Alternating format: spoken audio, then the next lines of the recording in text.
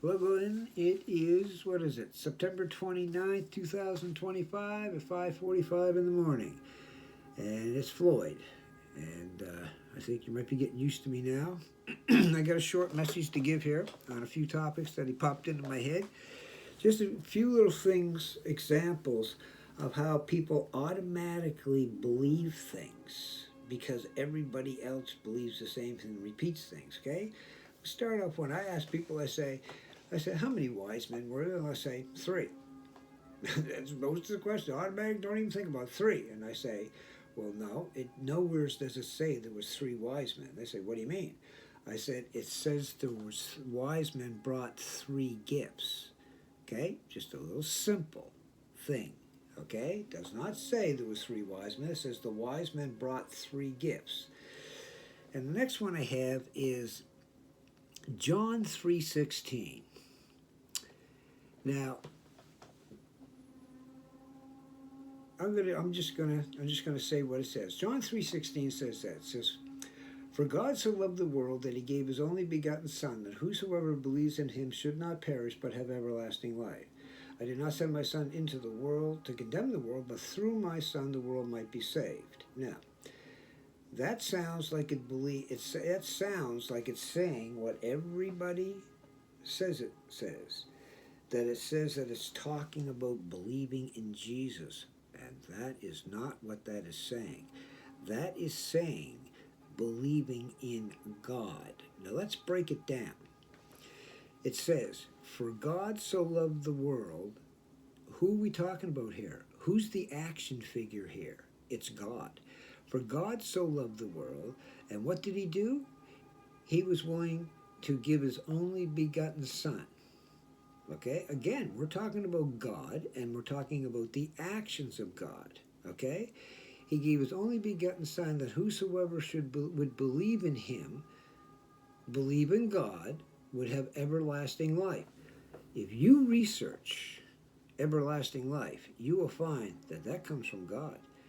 The helmet of salvation comes from God. You'll find that if you research the armor of God. So it's talking about believing in God. God was willing to sacrifice his Son for your belief. Then he says, I didn't send my Son into the world to condemn the world, but through my Son, not by my Son, the world might be saved. Okay, my other teaching talks about it. It's about what he taught. It's through. There's the whole thing. But as far as this goes, that's talking about believing in God. Now, he gave me a comparison to it. He gave me that a long time before he gave me this connection, association. Let's look at Abraham's story.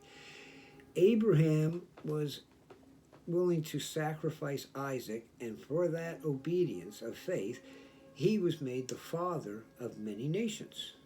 So we have Abraham as the sacrificer and Isaac as the sacrificee. We have God as the sacrificer and Jesus as the sacrificee. In Abraham's case, who got the glory? Who was the father of many nations? Same in God. Who gets the glory? God. Jesus always gave glory to the Father. Never took it upon himself. So there's something for you to think about, okay, about reading these verses that everybody rhymes off. That's like the Lord's Prayer, 23rd Psalm. Everybody's got it memorized. But they never break it down word for word as to what those things are saying. Now, Book of Revelations, I've heard people say that's the revelation of Jesus. No, it's not.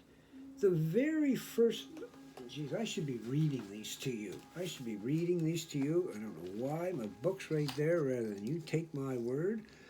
Let's see, the Book of Revelations. Okay, let's go to the very first verse of the Book of Revelations, and let's see what it says.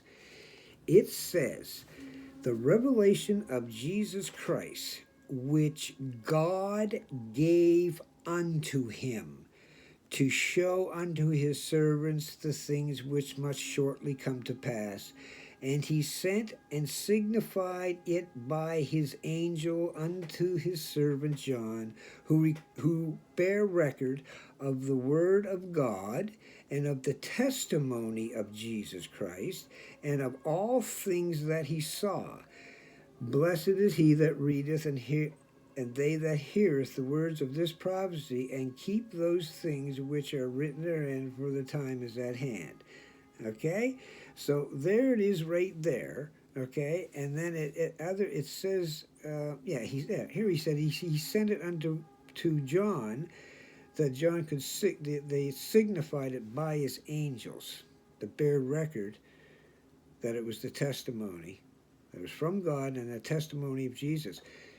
You see, there's a separation. You've got to understand that if you don't see Jesus of Nazareth and Jesus the Christ as a separate entities, then he must be schizophrenia, because who's he talking to when he's referring to the Father? Anyway, those are some short things that he wanted me to just pump out there to get you thinking about how you're believing things without really looking at them and seeing what he's actually saying instead of just going along. Because you understand, a lot of these things that they do are to keep you focused on Jesus of Nazareth, so you don't understand that the power God has available to you and wants you to have access to in order to battle the enemy. They don't want you to have it. This is what they hid about Jesus' teachings. That's why they put the focus on him, and they created the Trinity. Okay, and all this. You want to check and see what kind of signs you're writing all over yourself when you're doing that, because you're just doing it because you're following somebody's telling you that that represents something. You better check and see what you're representing by your actions and also by what you're saying. Speak what you know, not what somebody has told you. That's dangerous. With that, God bless.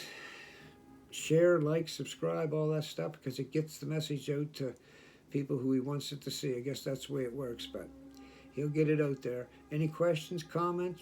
I'm more than welcome them. This is all about clarity, folks. It's not about anybody being right or anybody being wrong. It's about clarity. And so you can understand clearly why you believe what you believe, and clearly why you can stand on that belief. And with that, God bless. I hope you're under his wings, and we'll see you next time.